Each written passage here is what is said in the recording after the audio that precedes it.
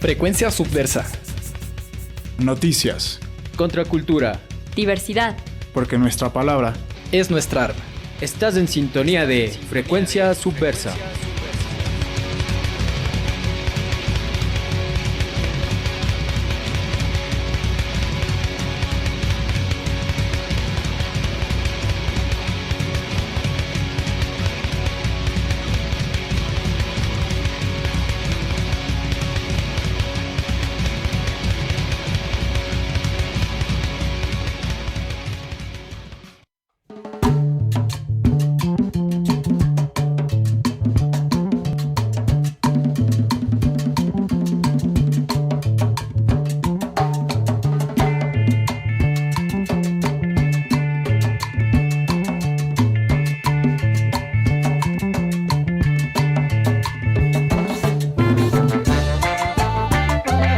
¿Qué tal con todos y todas? Bienvenidos y bienvenidas a un programa más de Frecuencia Subversa Radio, porque nuestra palabra es nuestra arma, transmitiendo en vivo todos los días martes de 16 a 17 horas a través de los 940 AM, también a través de www.radiocce.com.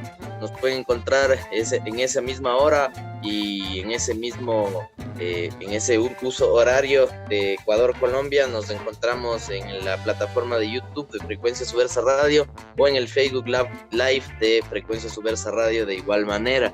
Les recordamos que pueden escuchar nuestra retransmisión todos los días jueves a través de Radio La Conquista del Pan en www.laconquistadelpan.com.ar, a quienes agradecemos muchísimo, enormemente, por semana a semana estar apoyando con la retransmisión de los programas. Y nada, este programa, emisión número 19, en este martes 8 de junio de 2021, tenemos un invitado súper bacán que nos va a conversar un poco sobre la situación de lo que está pasando, lo que aconteció el fin de semana pasado y el día de ayer, que también hubieron resultados más visibles en cuanto a los comicios electorales en la hermana territorialidad de Perú.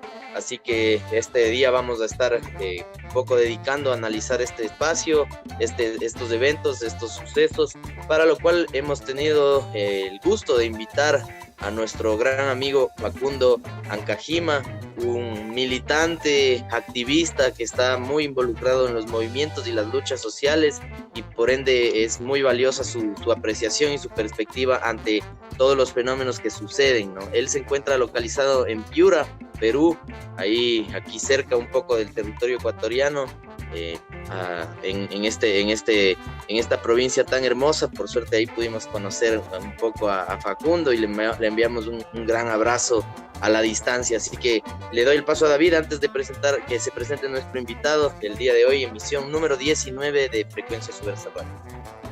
Hola Mateo, hola, ¿qué tal con todos y todas? Bienvenidos y bienvenidas a Frecuencia Subversa Radio, porque nuestra palabra es nuestra arma. Hoy, martes 8 de junio del 2021, estamos, como dijo Mateo, con un invitado especial, ya dado que, si en Colombia estuvo movida la cosa por las manifestaciones, en Perú, en cambio, está también un poco movido el panorama debido a estas elecciones un poco particulares, como tras micrófonos lo discutíamos con Facundo, nuestro invitado de hoy. Y Facundo decía que esto va más allá que las elecciones, sino que también refleja otras cuestiones que se viven allá en la sociedad de ese país. Y empecemos presentando a nuestro invitado. Facundo, ¿cómo estás?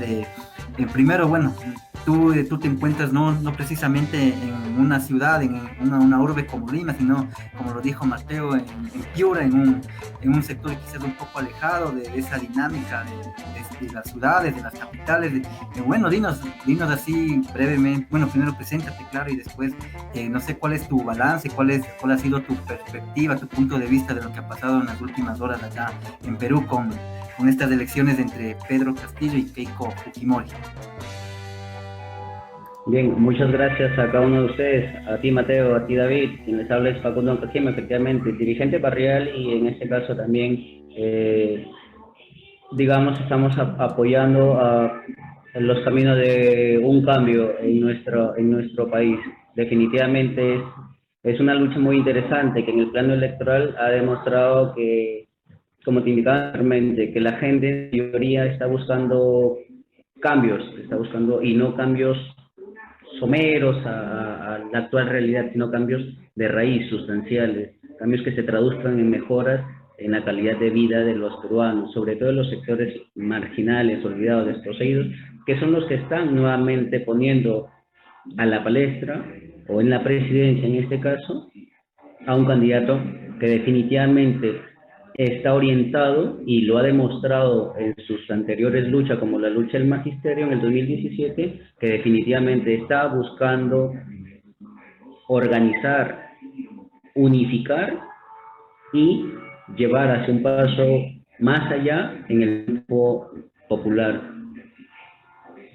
Ahora, en términos de las elecciones, ¿cómo poder considerar? Pues definitivamente, en términos de la lectura de Pedro Castillo, entendemos que es una respuesta al modelo, que no es una candidatura más que pasa por elegir a un presidente de la República, sino que pasa por discutir la estructura social, económica, política, incluso cultural de nuestro país.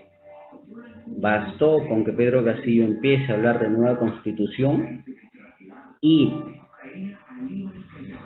considerar el sector olvidado, sobre todo el sur peruano, su base de apoyo para poder aglutinar hacia el resto del país. Empezó a llenar plazas y empezó a aglutinar a determinados sectores, sobre todo sindicales, gremiales, populares, campesinos, con las rondas campesinas, sobre todo ha tenido una alianza muy fuerte que le ha permitido efectivamente aglutinar hasta ser la sorpresa en la primera vuelta. Un candidato que nunca se le consideró, que nunca se le avecinó ni siquiera desde los mismos sectores de las izquierdas tradicionales, oficiales. También no se le consideró, y cuando termina siendo los resultados de la primera vuelta, vemos pues que definitivamente Pedro Castillo era la sorpresa tanto para la derecha como para la izquierda oficial, y en este caso también pues para el extranjero.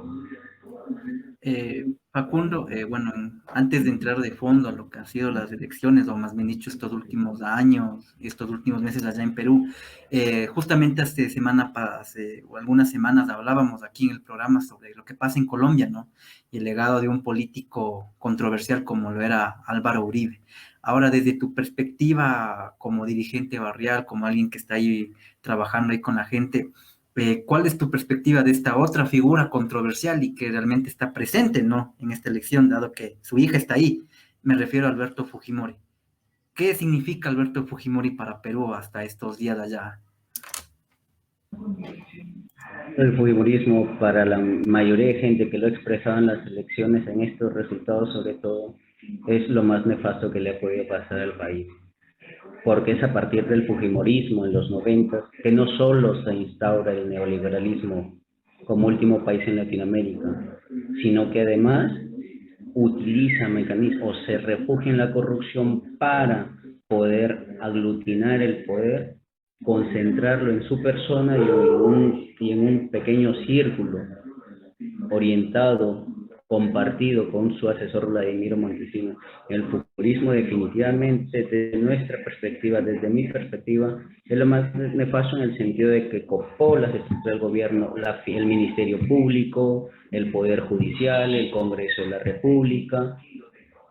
Entonces, a partir de ahí, empezaron a impulsar una serie de políticas que estaban destinadas a proteger determinados sectores empresariales. Empezaron a vender las empresas nacionales, lo privatizaron todo, y a partir de su constitución, la educación y la salud pasó a ser un servicio y no un derecho fundamental, que es lo principal que se está discutiendo también a partir de esta nueva constitución, que es la propuesta de Pedro Castillo. El fujimorismo definitivamente tampoco se puede negar que a partir de ello también generó lo que es un populismo de derecha, que se insertó en la gente, en los sectores barriales, sobre todo en los sectores marginales.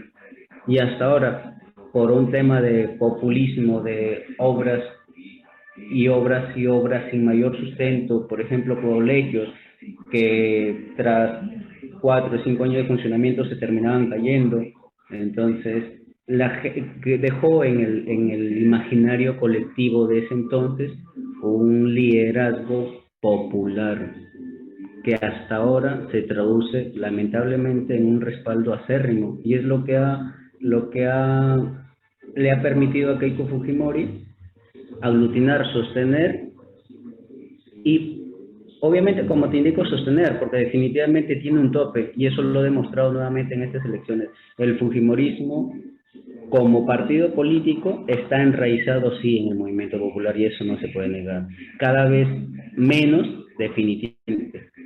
Pero esa es una lucha de largo alcance que se tiene que dar. Y esta es una clara muestra. Pero como indico, el fujimorismo ya tiene un tope. El fujimorismo no puede ir más.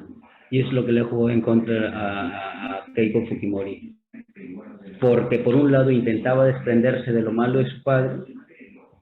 Además que no he contado, ustedes lo conocerán, el tema de las matanzas, el tema del Grupo Colina, de lo que hizo para criminalizar a los sectores progresistas, izquierdos, populares.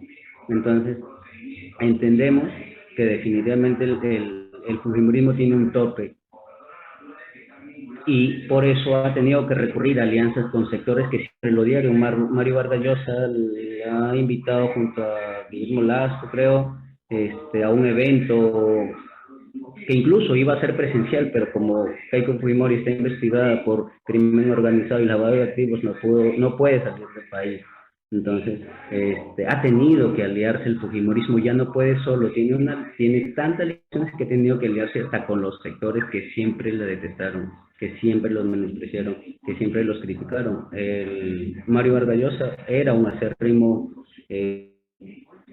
contrincante, por decirlo así, crítico de Keiko Fujimori, pero digamos que sobre el fujimorismo, más allá de eso, están los intereses de la clase dominante, de los que han manejado el país, las distintas estructuras. Y más allá de eso, a partir de ello, no han podido aglutinar ni siquiera con la prensa, ni siquiera con el poder mediático, como explicaba anteriormente, ni siquiera con ello han podido aglutinar más allá de lo que todos sabíamos. Lo que están tratando de jugar ahora es un tema legal, y es un tema emocional, porque están creando la zozobra, están creando el pánico en la gente. Hoy en día ya empezaron a hablar, en estos momentos están hablando de que se disparó el dólar, que las empresas han empezado a cerrar sus oficinas, las se va a proteger, como te indicaba hace algunos minutos. Empresas ya han empezado a pagar, ya han empezado a detener sus actividades, con la finalidad de generar ese pánico en la gente, decir, me voy a quedar sin trabajo, todo se va a poner más caro, se viene la crisis, y si no están conformes con los resultados que se den a favor de Pedro Castillo, lo que van a intentar hacer es movilizar a la población contra de Pedro Castillo, en contra de esa victoria, aduciendo lo que puede, empezando por el fraude. Están tratando de legitimar y están tratando de generar esas condiciones. Y no es reciente, esto ya se ha venido manejando días previos a las elecciones. No sé, Mateo, ahí les preguntará. Sí, complicadísimo, más o menos como los términos en los que se maneja esto de estos populismos de derecha que ahora se ven. Creo que Donald Trump es la muestra también de que existe eso también en Estados Unidos, ya no solo en estos nuestros países como subdesarrollados, entre comillas, sino también en estos gigantes supuestamente democráticos. Ya se ve este fenómeno del populismo de derechas, ¿no? Que tanto daño hace. Y bueno, acá en Ecuador también se presentan así, como se perfilan situaciones que van así. Pero bueno, hasta el momento no hemos mencionado que virtualmente la victoria entonces está del lado de Pedro del Castillo, ¿no? Y eso es lo que genera estas reacciones como para hacer de parte de las empresas, de este tipo de patronales que como que tal vez quieren hacer ese efecto de hacer creer que todo se va a la fregadera, ¿no? Que no hay como oportunidades. Aquí creo que pasó algo similar, o sea, creo que apenas ganó Lazo, lanzaron ofertas, fue al revés, ajá, lanzaron ofertas de que hay empleo y que, o sea, cosas que parece que estaban como reteniéndose. El riesgo país.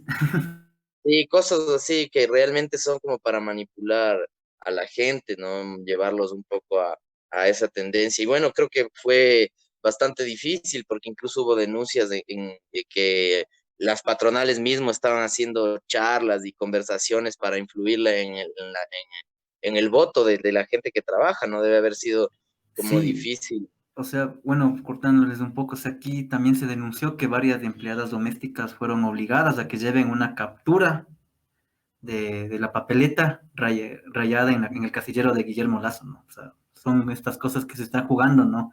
En la región y no sé, creo que en Perú se vive algo igual, ¿no?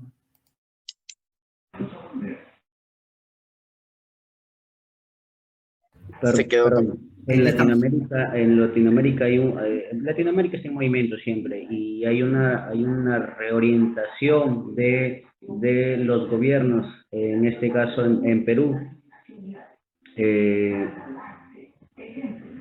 con Perú, tú lo manifiestas, se ha expresado lo mismo. Siempre en campañas políticas van a utilizar todos los medios y cuando conocen las limitaciones del fujimorismo y lo arraigado que también está en la población peruana el antifujimorismo, es que el fujimorismo ha tenido que aliarse con los sectores que siempre lo odiaron. ¿Pero por qué? Porque están defendiendo su modelo y han utilizado todas las herramientas. Han obligado incluso a los ancianos que están en los asilos, les han dado movilidad, les han dicho que si quieren seguir en los asilos, van a tener que ir a votar y les han puesto movilidad. Efectivamente, a los trabajadores, incluso, incluso por mensajes de texto, mensajes de odio, anunciándote que vamos a convertirnos en Venezuela si no apostamos no por el fujimorismo, no lo utilizan así, pero es muy evidente por algo que aquí han utilizado mucho, por la democracia, por la libertad. Entonces han utilizado todos los medios, han utilizado el medio, han utilizado la coacción en los trabajadores, definitivamente los han condicionado y hay pruebas fehacientes de eso. Hay incluso videos donde hay ingenieros en las agroindustriales que hablan con sus trabajadores y les indican que tienen que votar por el fujimorismo. Pero ni aún con todo, si tú vieras las elecciones donde yo he estado, incluso porque he tenido que ser personero, definitivamente defender el voto popular en términos electorales implica tener que jugar ese papel de personero. Y lo que no se había visto en elecciones anteriores, porque antes el fujimorismo ponía de personeros a la gente que viene de los sectores populares, pero esta vez los mismos sectores de la burguesía que están defendiendo sus intereses han tenido que pisar y llegar a ser personeros. En mi propio centro de votación, toda una familia que son accionistas de uno de los hoteles más caros de Piura han copado de personeros estas mesas por el fujimorismo para defender sus intereses.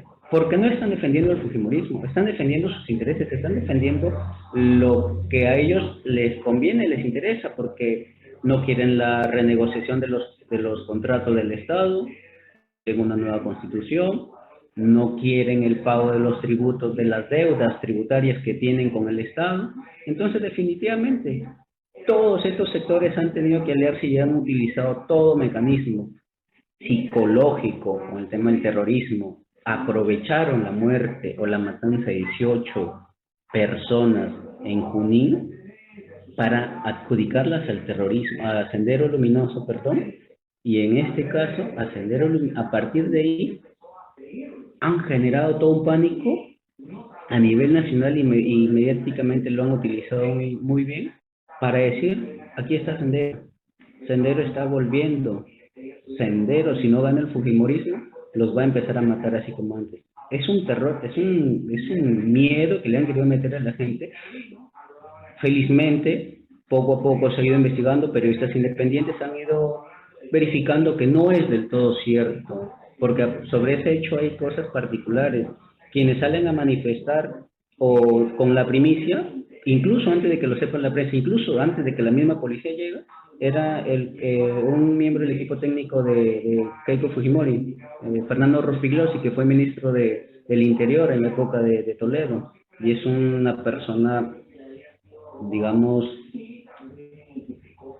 dictatorial, y utilizó esta primicia sin tener mayor fundamento, porque cuando se empezó a buscar mayores indicios, se veía que los hechos no condicen con el accionar de Sendero, en el sentido de, por ejemplo, que las personas que llegaron no vestían los uniformes de Sendero, no tenían la ropa característica, llegaron en motocicletas, Entonces empezó a descubrir que esto tenía que ver más con el narcoterrorismo, o en este caso con el narcotráfico, porque esa zona donde hubo esta matanza reciente es una zona donde el narcotráfico definitivamente domina. Pero la gente misma salió a desmentir, incluso el mismo alcalde de ese centro poblado salió a decir que no habían sido senderistas, que el sendero no tiene actividad allí, que no tiene presencia. Pero digamos, todo tipo de mecanismo ha sido utilizado para poder asustar a la gente. Y ni así.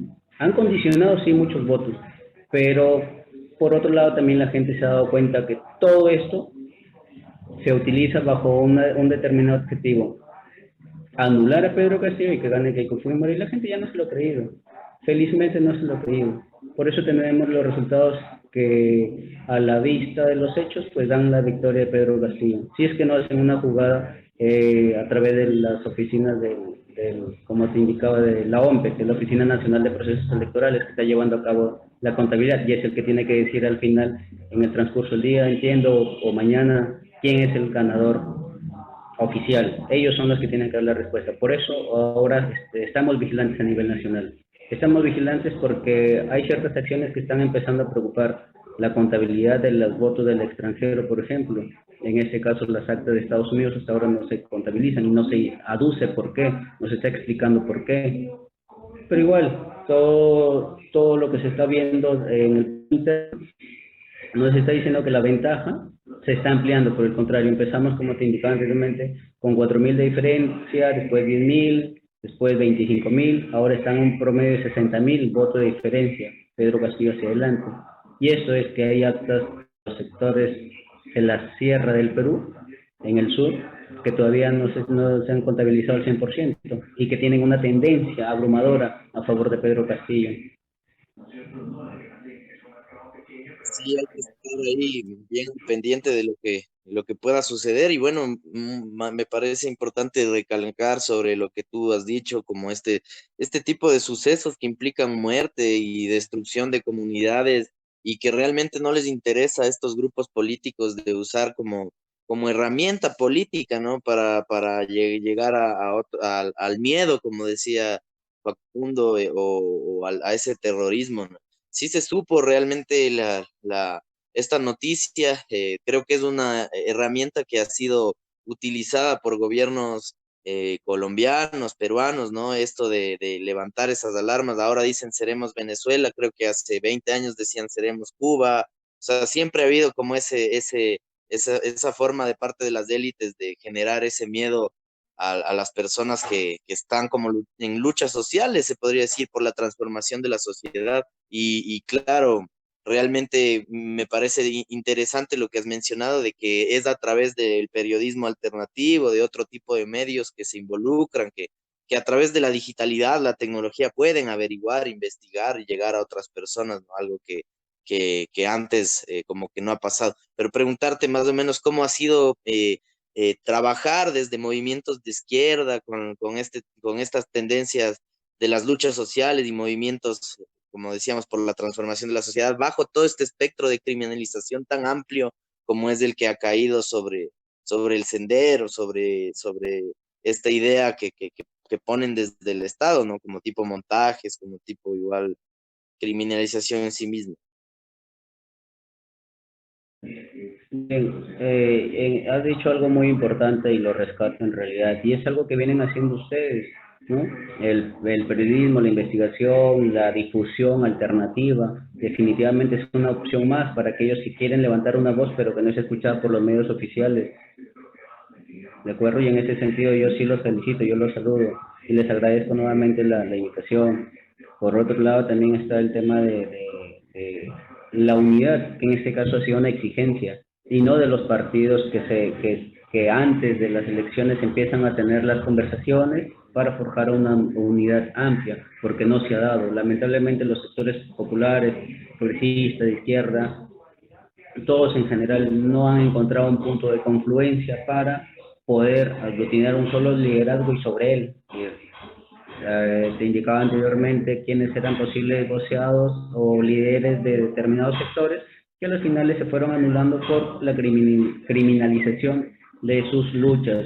Gregorio Santos está detenido, y Vladimir Cerrón, por un lado, en Perú Libre, que está preso también. Pero ese es un tema muy complejo en términos legales para analizar. Ahora, lamentablemente, de cara a estas elecciones, la unidad de estos sectores no se dio de manera oficial. Por ende, hubieron varias candidaturas de los sectores populares, un promedio de 4 a 5 candidaturas de los sectores populares de izquierda, progresistas. Una izquierda oficial, liderada por Verónica Mendoza, que digamos es esta izquierda con los partidos tradicionales, con los partidos de la izquierda con historia, pero que no tienen mayor base social. Y por otro lado, Perú Libre, con un liderazgo de Pedro Castillo, que sin ser militante de Perú Libre, ya tenía un antecedente de luchador social y líder de una de las huelgas del sindicato más importante, es el sindicato de los docentes, el SUTEP, con una huelga de más de 2 o 3 meses en las calles. Entonces es un liderazgo que se ha forjado en la lucha, y que ha tenido, no Pedro Castillo, sino el movimiento social ha tenido que obligar a la unidad de cara a la segunda vuelta. Porque ni siquiera la misma izquierda esperaba que Pedro Castillo sea el candidato de los sectores progresistas, anti-establishment, que en este caso terminen pasando la segunda vuelta. Y es a partir de estos resultados que la unidad se ha ido forjando. Ya no en términos políticos, electorales, sino en términos de transformación social. Es ahí, con esos resultados, que se exige que todos los partidos, que todas las organizaciones de distintos partidos con diferentes influencias en diferentes sectores, se sienten a conversar y empiecen a ver cómo encontrar esta alternativa, porque del otro lado teníamos al fujimorismo, y a todas las candidaturas. En la primera vuelta fueron alrededor de 18 candidaturas. De esas te he mencionado 4 que han sido los sectores populares. El resto han sido de la derecha, definitivamente. Entonces todos ellos se han aglutinado, todos ellos también se han visto forjados, porque de cara a la segunda vuelta, pues definitivamente habían 2 opciones, y la izquierda tradicional ha hecho bien el tema de poder respaldar este liderazgo, y a partir de ellos también otros sectores, la CGTP, que es la Confederación General de Trabajadores del Perú, las rondas campesinas, que siempre apoyaron a Pedro Castillo, siempre apoyaron y hasta ahora se mantienen vigilantes de lo que pueda pasar. Ustedes han escuchado, entiendo, también de las rondas campesinas, el papel que juegan en el movimiento social, y han permitido definitivamente aglutinar no solamente a partidos políticos de izquierda, ya no a colectivos, ya no a sindicatos, sino a todo el movimiento social en realidad. Y es lo que se vive hoy en día. Definitivamente la unidad se construye, y se construye no solo en base a nombre, sino en base a propuestas, en base a alternativas que definitivamente se traduzcan en mejoras, en cambios posibles para los peruanos, en este caso, con estas elecciones. Así es. Gracias, Facundo, por ahí habernos aclarado un poco el panorama, ¿no?, de las elecciones allá en el hermano país de Perú. Ahí todavía hay un poco ahí de incertidumbre sobre lo que va a pasar en las próximas horas. Bueno, estamos también con el tiempo de la radio, de Radio CCE, a quienes también, por supuesto, agradecemos por transmitir cada martes por los 9:40 AM de amplitud modulada desde Quito para Ecuador y también para el mundo por la aplicación www.radiocce.com. Así que bueno, vamos a los publicitarios de Radio La Casa de la Cultura y enseguida regresamos con nuestro invitado Facundo el día de hoy aquí en Frecuencia Subversa.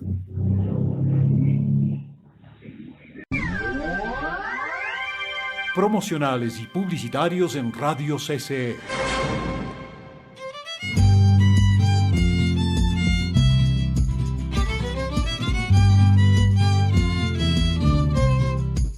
Pa' que no te agarre ese virus, pa' que no te agarre, pa' que no te agarre ese COVID, pa' que no te agarre. Te incomoda la mascarilla, eso ya lo sabemos. También sabemos que si no la utilizas, pones en riesgo tu salud y la de tu familia.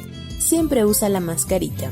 Cultura FM 100.9 en tu casa. Pa' que no te agarre ese virus, pa' que no te agarre, pa' que no te agarre ese COVID, pa' que no te agarre. En Radio CCE terminan los promocionales y publicitarios.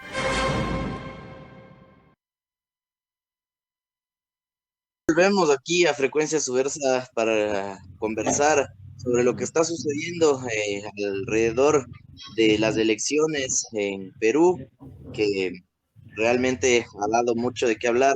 Ha sido un ejercicio electoral interesante para los medios de comunicación, para la gente, observadores de derechos electorales, sociales, humanos, políticos.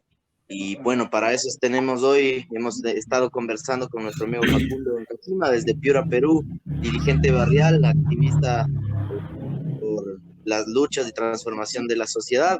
Y nada, bueno, preguntarte para un poco seguir conversando sobre esto. Por ahí nos mencionaste, Facundo, que pueda que haya algún tipo de acción o medidas. Bueno, hemos visto que después de que se proclaman resultados de conteos rápidos, si es que no se llega al 100% de las actas escrutadas, y si es que se llega después, los otros candidatos presentan apelaciones, y como tú has mencionado, a veces las entidades que se encargan de estos procesos electorales pueden ser sensibles o vulnerables ante algún tipo de motivación externa, ¿no?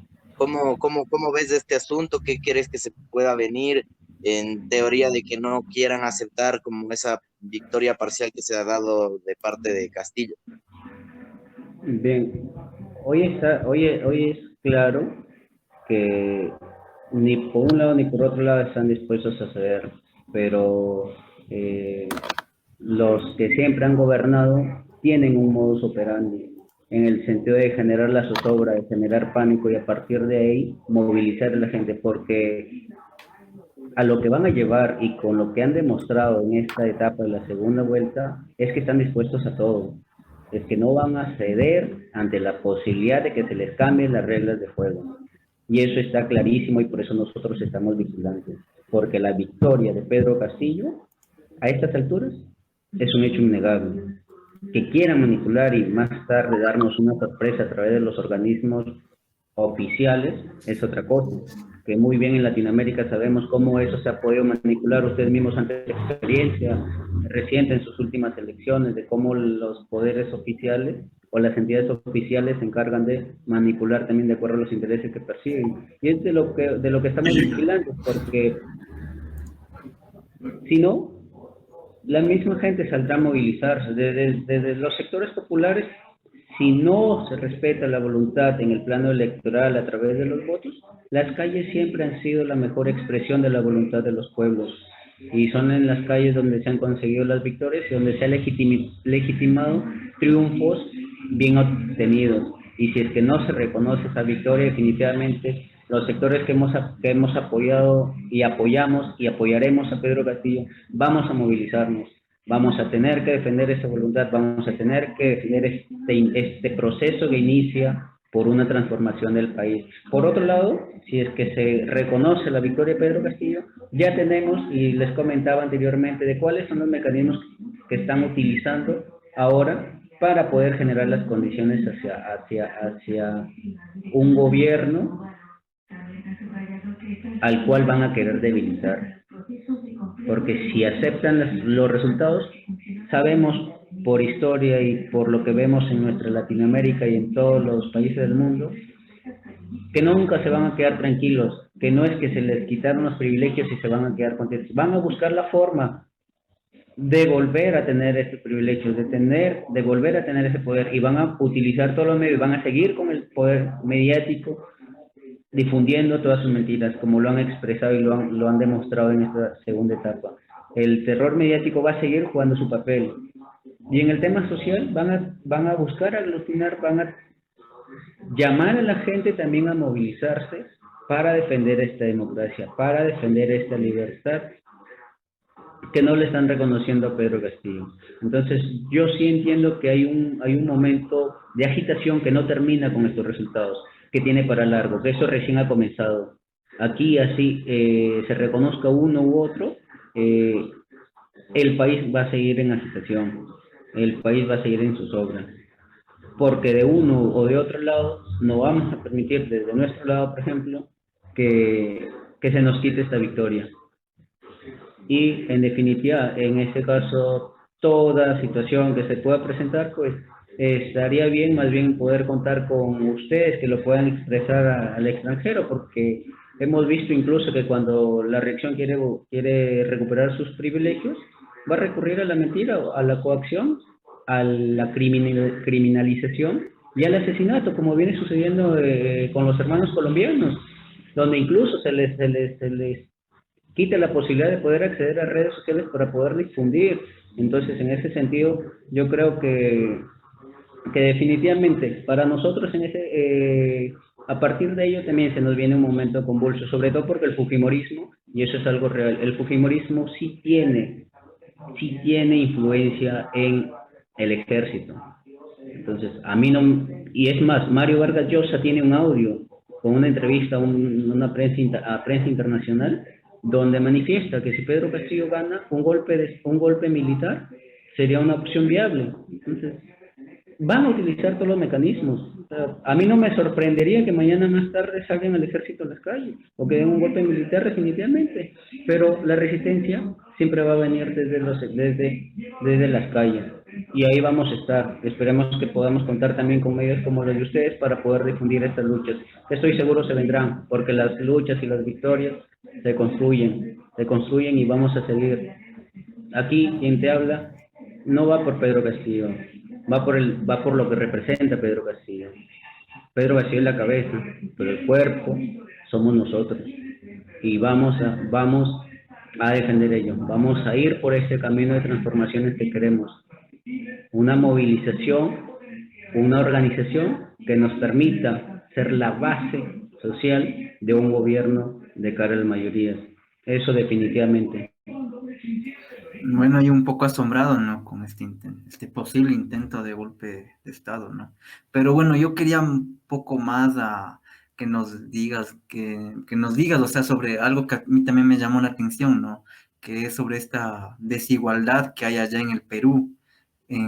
O sea, porque dicen que hay mucho contraste entre ciudades como Lima, que parecen ciudades lujosas de primer mundo, con otros sectores del Perú, estos llamados sectores campesinos, sectores rurales, perdón, donde realmente impera una pobreza totalmente extrema. Y dicen que... Incluso dentro de Lima, ¿no? También hay ese contraste, barrios súper con... Porque es el neoliberalismo mismo, ese es el resultado del neoliberalismo. El neoliberalismo no se forja para poder beneficiar a las mayorías, sino por el contrario, para quienes a partir de esa constitución, efectivamente, y los beneficios que tengan en términos legales y económicos, que les permitan aglutinar, es lo que se refleja hoy en el país. Como bien dice Mateo, Lima es una ciudad donde el centro, y es más, ni siquiera el centro, hay zonas privilegiadas, hay zonas exclusivas, zonas a las que no se puede acceder ni a pie ni en auto, porque todo está cercado. Y por otro lado, en la periferia tienes a la gente incluso gente que antes de las elecciones fueron desalojados más de 3.000 familias que habían ido a invadir una zona supuestamente arqueológica, porque buscan vivienda, porque el neoliberalismo no garantiza el bienestar social,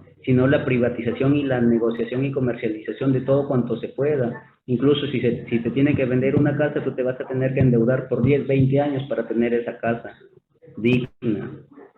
Si tú vas a querer tener un título, tienes que tener estudios, vas a tener que pagar universidades que cada vez cobran cuotas y son sus dueños, lean a la presidencia de la República. Si tienes en la salud definitivamente el menor presupuesto en Latinoamérica del 3%, 0.12% de presupuesto para el tema de la salud. Entonces, definitivamente, lo que vemos hoy en día es el resultado del neoliberalismo. Y sí, efectivamente, también el desarrollo de las ciudades va de la mano con la orientación económica que le dan a ellos. Lima, Arequipa, Trujillo y Piura son 4 de las ciudades supuestamente más desarrolladas del país.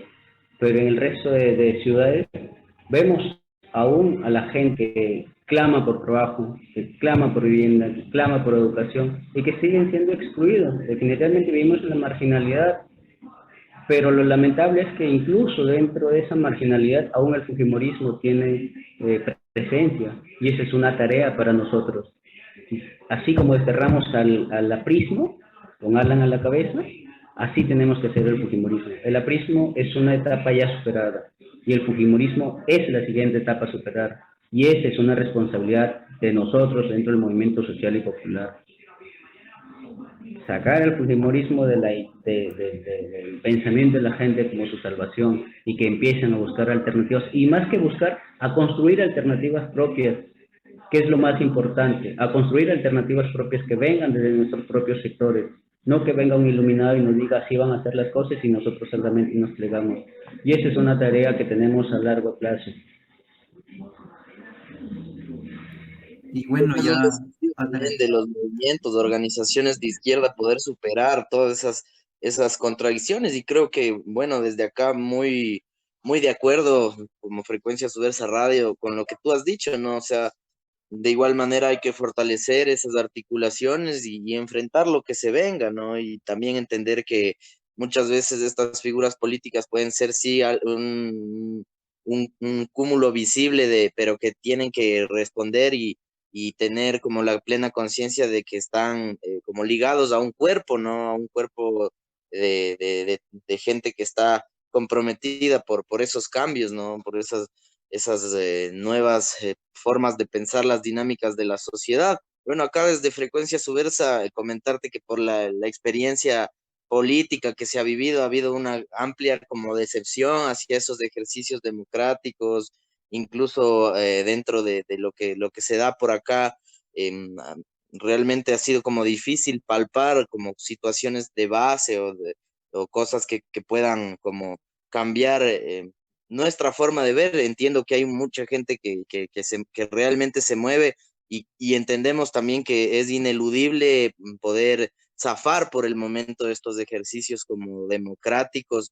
Realmente es lo que nos queda, y me parece igual muy, muy admirable también que haya gente que luche desde espacios más, como decía, de base, ¿no? En ese sentido, fuera de los politiquerismos o de este típico clientelismo que se da, ¿no? Porque, bueno, por acá hay como partidos que utilizan términos de izquierda, pero que después en sus prácticas como que no van casi por ese lado. Decirte ahí como más o menos qué opinas de esa situación, también un ámbito latinoamericano, y más o menos como tu proyección a futuro de dónde se transita varios gobiernos, ¿no? Ahora vemos que hay una avanzada neoliberal en Latinoamérica, y frente a eso, ¿cuál sería como tu visión ante todo esto, lo que se viene? Muy bien, ahí sí yo considero que en Latinoamérica hay una reorientación más bien hacia no sé si a la izquierda o al socialismo, no creo que vaya por ahí, pero sí alternativas, sí a cambios en Latinoamérica. Chile lo está demostrando, Colombia lo está demostrando. En Ecuador, lamentablemente, sí, la derecha o el neoliberalismo tiene una base de apoyo con la victoria de Lazo.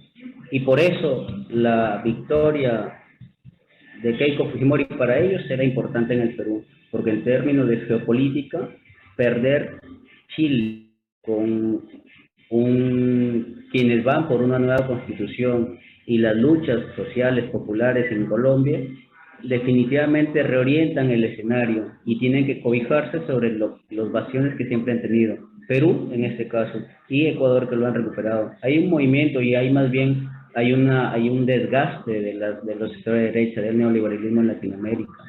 Ahora, yo particularmente en términos de las elecciones no creo tampoco que sean la mejor muestra de democracia o de voluntad popular. Creo que son mecanismos que se ajustan al hoy, se ajustan a las reglas de juego que ya están establecidas.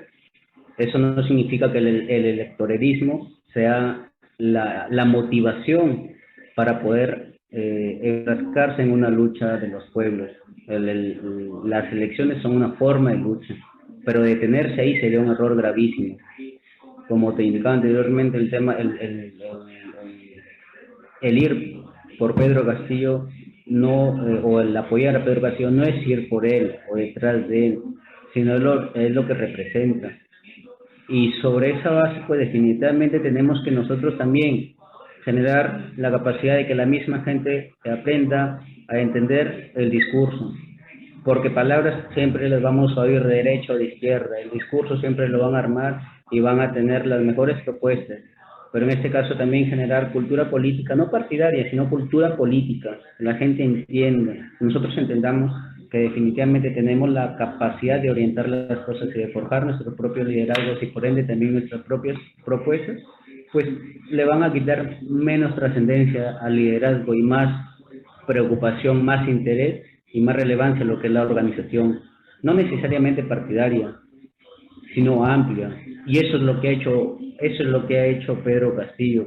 Yo sí le reconozco particularmente, sin ser un hombre de partido, sin ser un hombre militante, es un hombre de frente. Él sabe lo que es trabajar en un frente único y sabe que los partidos políticos son una opción, las elecciones son una opción, pero en este caso hay un camino y muchos mecanismos más para poder darle mayor democracia, más bien, porque ese término también de democracia es un término que tendríamos que discutir ampliamente, ¿no? La democracia que entiende la derecha no es la misma democracia que podemos entender nosotros, si es que le queremos llamar democracia, o podemos llamarlo de otro modo, pero digamos que eso se va forjando en realidad, que la voluntad de los pueblos y sus mecanismos para expresarla pueden en este caso forjarse en el camino.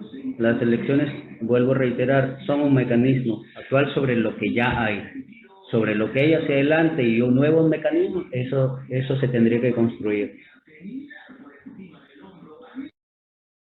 Así es, y bueno, ya nos quedan como unos 5 minutos. Gracias, Facundo, de nuevo. En este tiempo corto que nos queda, hablar también de otra problemática, ¿no?, que afecta también lamentablemente a nivel mundial, y es sobre la pandemia también, ¿no?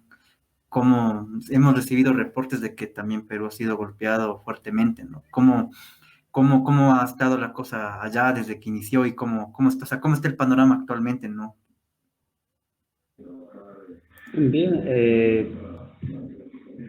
creo que todos nos hemos dado cuenta que la pandemia lo que ha hecho es desnudar el modelo, es desnudar la precarización del sistema de salud, en nuestro caso, por ejemplo, no solamente por el presupuesto, sino también por la infraestructura.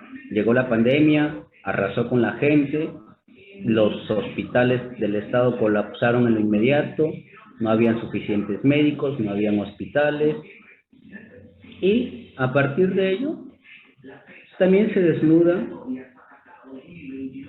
el egoísmo, por llamarlo menos, de los sectores privados, porque en este caso, a partir de esa tragedia, y ese es el propósito del neoliberalismo, arrinconar al sistema público de salud para ellos con su sistema privado reemplazarlo, presentarse como alternativa, pero en este caso han dejado demostrado su brutal maldad al aprovecharse de esta crisis humanitaria y empezar a manejar el sistema de salud privado en función de sus intereses, con camas UCI que superaban, pues, sin exagerar, 10.000, 15.000, 20.000 dólares para lo que es tener una cama UCI. El tema del oxígeno, nosotros no contamos con plantas de oxígeno, solamente tenemos menos de 50 camas UCI a nivel nacional. Entonces, lo que hizo la pandemia, más allá de arrasar la vida de los peruanos, como en distintos rincones del mundo, y que definitivamente se lamenta, es dejar en claro que el sistema de salud necesita ser cambiado. Y es ahí donde también se construye una alternativa de un sistema de salud universal, facultativo, con mayor presupuesto, como derecho fundamental. Porque definitivamente no contar con un sistema de salud que nos permita sobrellevar una pandemia nos hace trabajar sobre esa necesidad. Y en este caso, Piura también fue una de las ciudades más golpeadas. No conozco gente que no haya tenido un familiar con COVID o que haya muerto por COVID. Y Y creo felizmente que la pandemia al día de hoy, sí, el ingreso de las vacunas es, digamos, un mecanismo para poder contener esta pandemia. Felizmente también las cifras van disminuyendo poco a poco, hay menos casos reportados cada día, pero eso no significa que se haya resuelto el problema, porque por otro lado también está el tema de las vacunas. Felizmente hasta ahora se sigue luchando porque las vacunas sean gratuitas, universales y universales. Pero por otro lado, el fujimorismo decía que el sector privado tenía y tendría que entrar a tallar en la compra de vacunas para traerlas acá y comercializarlas. Pero obviamente ya sabemos cuál es su juego, ¿no? Comercializarlas y ponerles un precio que se ajuste a sus necesidades, no a las necesidades de la población. Y es ahí también una lucha que se tiene que dar. Chévere, Facundo, la verdad, muchas gracias. Nos faltaría mucho tiempo, muchas horas más para seguir discutiendo, ¿no? Sobre este complejo panorama en Perú. Faltaron muchas cosas que abordar, pero bueno, lamentablemente así es el tiempo en la radio, ¿no? Entonces, gracias, Facundo. No sé, Mateo, hay unas palabras finales ya para despedir. Sí, nuevamente gracias y hola Facundo por habernos acompañado en este programa. Esperemos que no sea la última, poder tenerlo para tener análisis sobre lo que está sucediendo y sobre los contextos, las actividades en las que también Facundo se desenvuelve, que se vuelven importantes. Igual lo que nos han dicho, siempre cuenta igual en este medio y otros espacios de redes de medios libres en Latinoamérica y el mundo para poder expresar, ¿no?, lo que está sucediendo, lo que necesites denunciar, decirlo, o también compartir de otros movimientos, de otros espacios.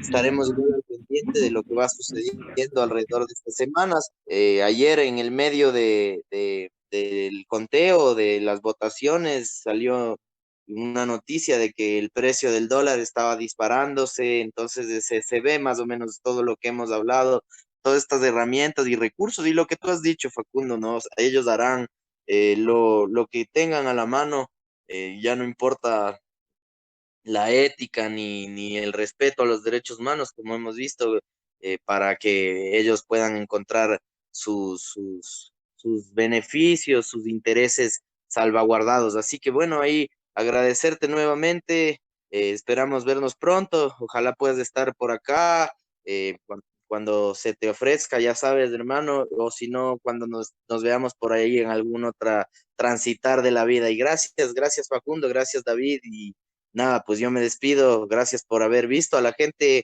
este programa número 19 de Frecuencia Subversa. Son 6 años que ya estamos en este oficio y esperamos tener muchos más al lado de la gente que nos escucha, que nos comparte, que nos comenta y que está ahí semana a semana pendiente de lo que hacemos. Y nada, pues bacán, y le dejamos las palabras pues a Facundo para que puedas decirnos tu despedida final, mandar un mensaje que quieras dejar impregnado en la mente de quienes nos escuchan. Bien, yo nuevamente satisfecho con esta oportunidad que se brinda, sobre todo también el saber que estas alternativas se están construyendo. Ustedes lo hacen y bienvenido a aquel que quiera ampliar este radio de acción. Por otro lado, pues estoy muy contento en realidad en el sentido de que se vienen tiempos nuevos. Por más complejos que sean, se vienen tiempos nuevos y nosotros vamos a tener que seguir en la lucha, porque finalmente algo que tenemos claro, y eso queda para los que nos puedan escuchar también, la historia la hacen los pueblos. Y definitivamente mientras nosotros estemos del lado del pueblo, nos equivoquemos o no, vamos a tener que seguir bregando por construir esa alternativa. Las soluciones van a nacer siempre desde nosotros, desde la base, desde los que estamos a pie, sintiendo día a día la realidad que nos hacen vivir quienes tienen el poder, quienes tienen la capacidad de hacer las cosas, de hacer algo más, pero sino por el contrario, las utilizan para seguir acumulando y teniendo los beneficios más de ampliar. Espero también nos volvamos a ver presencialmente. A mí me encantaría retornar a Ecuador. Yo particularmente conozco a Mateo hace años y hemos tenido una amistad que, a pesar de la distancia, del tiempo, se ha mantenido, y yo saludo eso. Espero en algún momento volver a estas tierras tan hermosas de Ecuador, Quito sobre todo. quizá ya no vaya solo, pero igual, será siempre un gusto poder verlos. A ti también, David, gracias. Que todo les vaya bien y cualquier otra tarea que podamos hacer, saben que cuentan conmigo, con nosotros, y igual espero contar con ustedes como en esta oportunidad. Gracias nuevamente y a seguir en la lucha. Así es, Siempre Facundo. Gracias a ti más bien por darnos un panorama más claro de lo que pasa en el hermano país del Perú. Ojalá vernos algún día presencialmente, como tú dices. Y bueno, gracias a todos y todas también por habernos sintonizado por los 9:40 AM, por la retransmisión de la Radio de la Conquista del Pan o por nuestra señal de Facebook Live ahí desde nuestra página ahí de fanpage. Así que bueno, esto fue Frecuencia Subversa, porque nuestra palabra es nuestra arma. Nos vemos, nos escuchamos hasta el siguiente martes. Chao. Chao, abrazos, Facundo, resistencia. Igualmente usted, salud.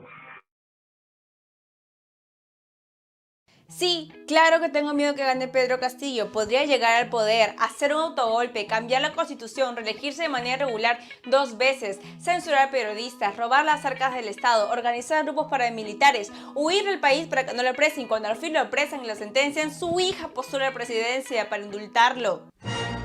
¿A qué? ¿Ya te suena conocido?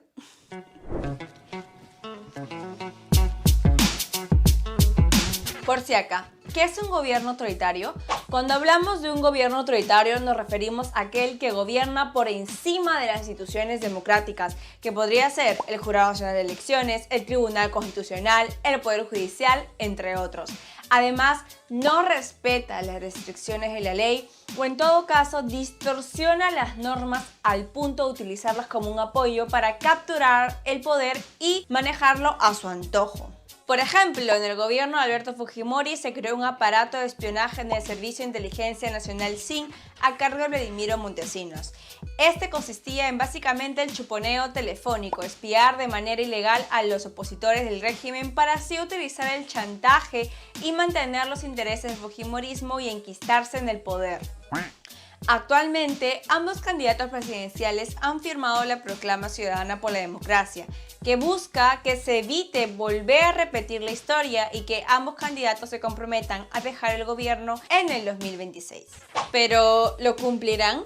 En el caso de Perú Libre, el virtual congresista Guillermo Bermejo dijo en un audio: y nosotros, si tomamos el poder, no lo vamos a dejar, ¿no? O sea, con todo el respeto que se merecen ustedes y sus pelotudeces democráticas, nuestra idea es quedarnos para instaurar un proceso revolucionario en el Perú, ¿no?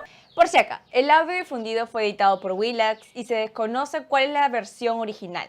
Según Bermejo, el audio sería del año pasado tras romperse la alianza con Nuevo Perú, cuando Pedro Castillo aún no era candidato. Después de este mensaje, el candidato Castillo envió un tuit que decía que no aceptaba discursos autoritarios y que en un eventual gobierno suyo no será de individuos sino del pueblo en su conjunto y con respeto absoluto a reglas democráticas y a sus instituciones. No dijo más. Por si acá, al virtual legislador se lo acusa de tener vínculos con la facción de Sendero Luminoso en el Valle de los Ríos Apurímac, N y Mantaro Braem desde el año 2008 a marzo de 2009. En agosto de 2017 fue absuelto por la Sala Penal Nacional. Sin embargo, en 2019 la Corte Suprema ordenó el reinicio del juicio. En el caso de Fuerza Popular hay antecedentes de prácticas antidemocráticas que no son las del 90, sino aquellas que se hicieron cuando obtuvieron mayoría parlamentaria en el 2016. En el Congreso ejecutaron blindajes a jueces como César Inostroza y el fiscal Chavarri, obstrucción a la justicia y también censuras. Todo esto a través del chat La Botica, que era liderado por Keiko Fujimori. ¿Se acuerdan de las palmas protocolares? Presidenta, aplaudimos al presidente, ¿no? Sí, de pie y con aplausos protocolares. También no han tenido reparos en llevar a funcionarios sentenciados por corrupción en el gobierno de su padre Alberto Fujimori. Por ejemplo, Jorge Vaca, que ayudó a ocultar el dinero ilícito de Montesinos.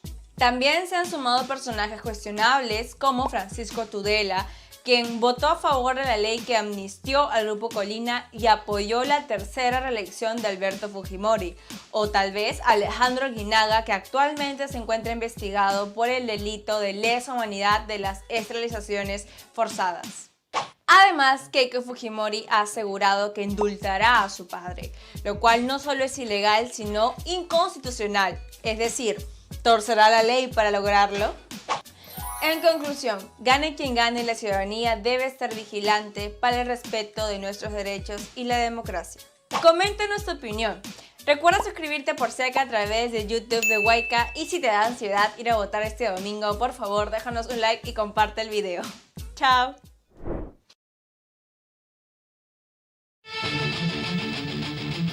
Frecuencia Subversa. Noticias, contracultura, diversidad, contrainformación, porque nuestra palabra es nuestra arma. Frecuencia Subversa. Noticias, contracultura, diversidad, contrainformación, porque nuestra palabra es nuestra arma.